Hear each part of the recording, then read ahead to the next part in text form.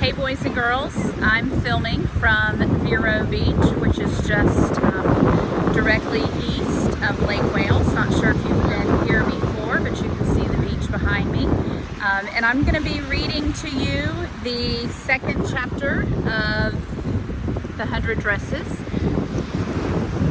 And this chapter is titled The Dresses Game. Yesterday we met several characters. The three main characters are Wanda, Peggy, and Maddie. Peggy and Maddie are friends who like to have fun with Wanda, is the way that they say that. But when they say have fun with, they really mean make fun of her. So I'm going to continue reading to you today. The Dresses Game.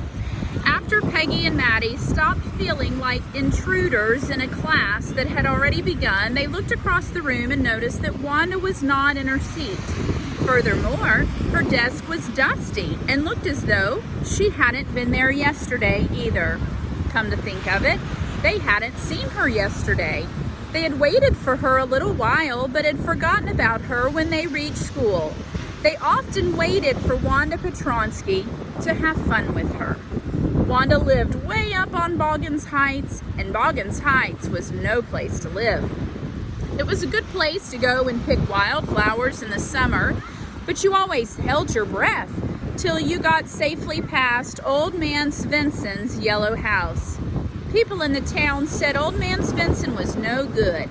He didn't work, and worse still, his house and yard were disgracefully dirty, with rusty tin cans strewn about and even an old straw hat.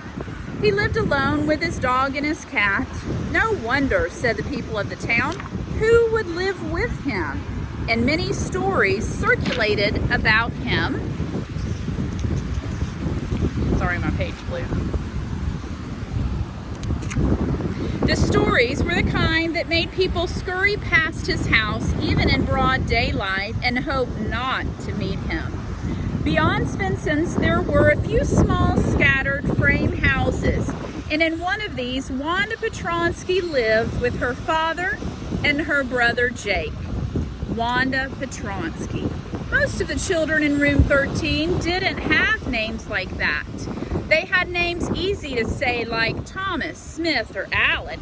There was one boy named Bounce, Willie Bounce, and people thought that was funny. But not funny in the same way that Petronsky was. Wanda didn't have any friends. She came to school alone and went home alone. She always wore a faded blue dress that didn't hang right. It was clean, but looked as though it had never been ironed properly. She didn't have any friends, but a lot of girls talked to her. They waited for her under the maple trees on the corner of Oliver Street, or they surrounded her in the schoolyard as she stood watching some little girls play hopscotch on the worn, hard ground. Wanda, Peggy would say in a most courteous manner, as though she were talking to Miss Mason or to the principal perhaps.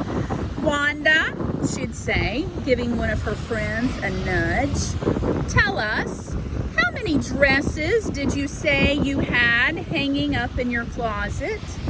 100, said Wanda. 100, exclaimed all the girls incredulously, and the little girls would stop playing hopscotch and listen. Yeah, 100 all lined up, said Wanda. Then her thin lips drew together in silence. What are they like? All silk, I bet, said Peggy. Yeah, all silk, all colors. Velvet too? Yeah, velvet too. 100 dresses, replied Wanda stolidly, all lined up in my closet. Then they'd let her go.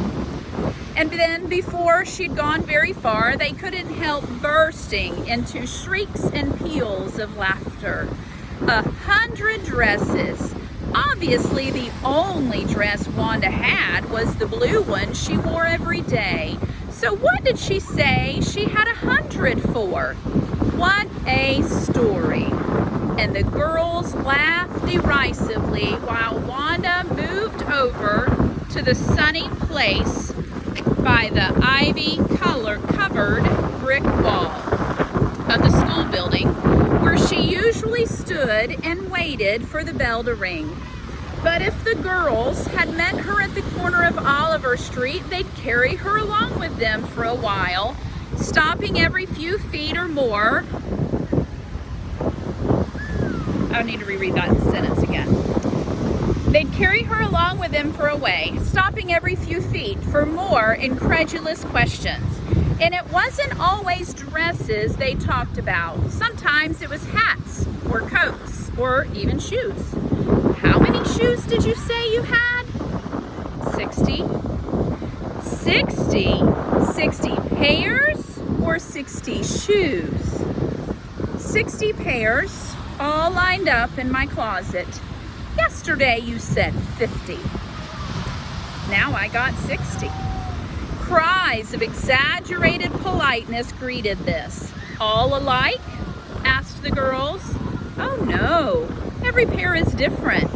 All colors, all lined up. And Wanda would shift her eyes quickly from Peggy to a distant spot, as though she were looking far ahead, looking but not seeing anything. Then the outer fringe of the crowd of girls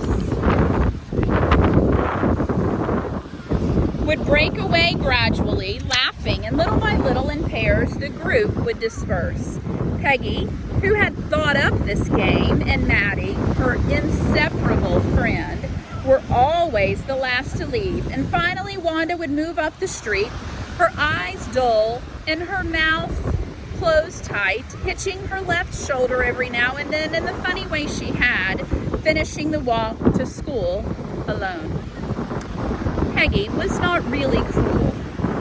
She protected small children from bullies, and she cried for hours if she saw an animal mistreated. If anybody had said to her, "Don't you think that's a cruel way to treat Wanda?" she would have been very surprised. Cruel? What did the girl want to go and say she had 100 dresses for?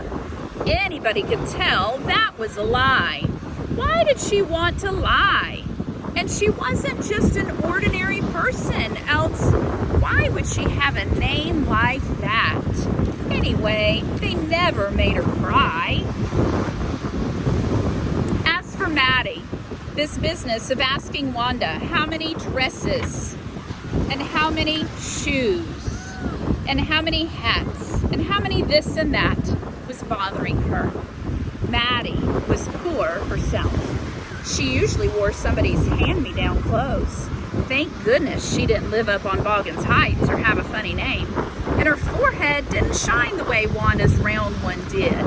What did she use on it? That's what all the girls wanted to know. Sometimes when Peggy was asking Wanda those questions in that mock polite voice, Maddie felt embarrassed and studied the marbles in the palm of her hand, rolling them around and saying nothing herself. Not that she felt sorry for Wanda exactly. She would never have paid any attention to Wanda if Peggy hadn't invented the dresses game. But suppose Peggy and all the others started in on her next. She wasn't as poor as Wanda perhaps, but she was poor.